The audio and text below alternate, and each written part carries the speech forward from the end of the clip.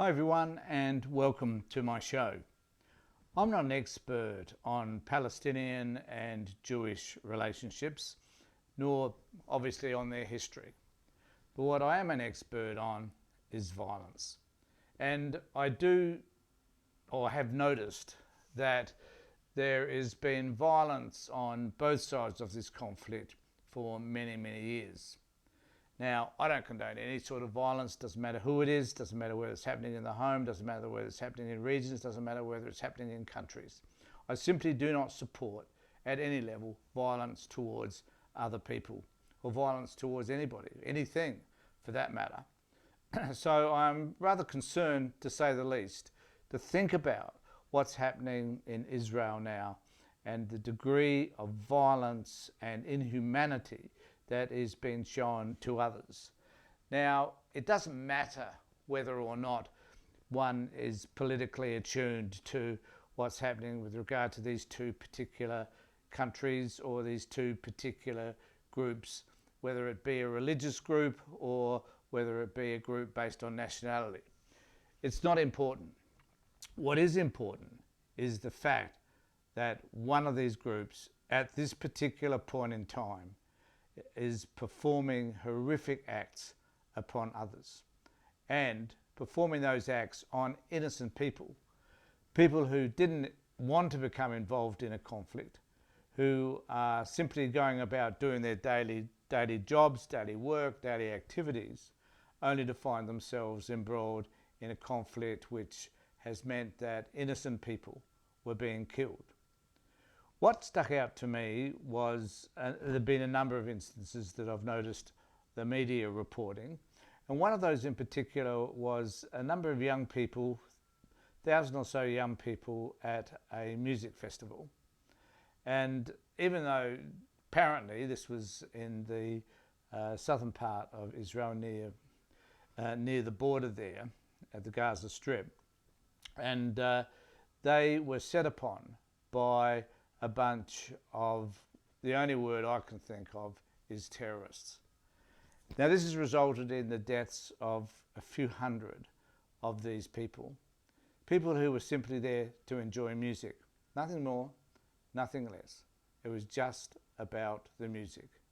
Now none of them at the beginning of the day would have expected their lives to be extinguished, but certainly for many of them that's exactly what happened. And there are others who were at that gathering as well who were kidnapped and who will, well, one wonders whether we will ever see those people again. The thing that concerns me also, I guess, is, and always has been this sense that as humans, we are devastatingly cruel to other humans. That we have an ideology that we believe has to be upheld. And rather than debating it and discussing it and trying to work out what we should or should not be doing or how our politics should or should not look, we decide that the only way that we can deal with any of this is to be violent. And even though this is an extreme circumstance where we've had two warring parties that have been fighting against each other for a long time, we've had, thousands of years of history, in fact, fighting against each other, and they both sit on different ends of the spectrum when it comes to their religious ideology, that those particular groups of people have never ever been able to settle the score, or never ever been able to sit down with each other and work out better ways of being. Now I know that historically Israel was a place that in which the area in which Israel now is, was an area which was given to and occupied by the Palestinians. And I also know that over time Israel's taken more and more of that territory. So it's now divided into the West Bank, up on the northwestern side, and down the south, of course, there's Gaza Strip. And Gaza Strip itself has a population of some 2 to 3 million people squeezed into an area that's only 40 kilometres long. How easy would it be to attack them, to kill women, children, older people? It'd be very easy for Israel to do just that, and I'm suggesting that that's exactly what Israel's going to do in order to take out vengeance against those that they believe have attacked them. So who's going to win? Nobody. That we decide that the terrorists are going to suffer as a result of what they have done is naive, because at the end of the day, they're not the ones that are going to be suffering so much as those people that are caught in the middle. And while we as a country, and the United States and UK and European countries, are lighting up their monuments in blue and white, are we forgetting about the number of people, the innocent people, who will simply die as a result of this on both sides of this issue?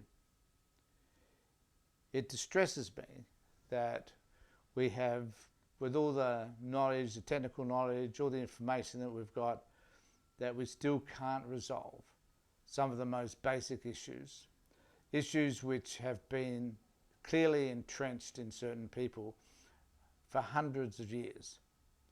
And we are unable to find a way to resolve them, that we find there's a group of people who find it impossible to be able to live together simply because of their religion, their ideology, and their history.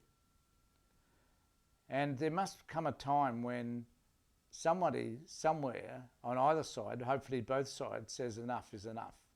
So what are we going to expect here? We're going to expect Israel to bomb the daylights out of Gaza so that there's nothing left at the end of the day, for Israeli troops to step in and take over the land that is currently occupied by the Palestinians in Gaza.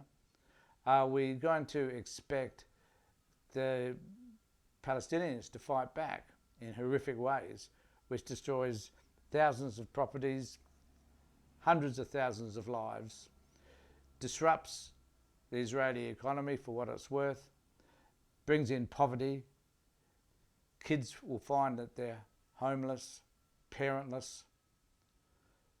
So where does all of this end?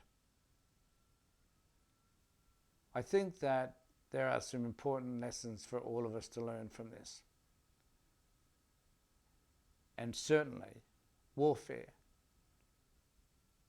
murdering people, is not one of them. So let me know what you think in the comments below. Subscribe to my channel. I'll be interested to know what you think about this particular conflict, what resolution you think there should be or could be, or whether it will be, you believe that it will be resolved at all. Let me know in the comments below, and please subscribe to my channel so you can be notified of further videos. Take care, look after yourselves everybody, and in these troubling times, be safe.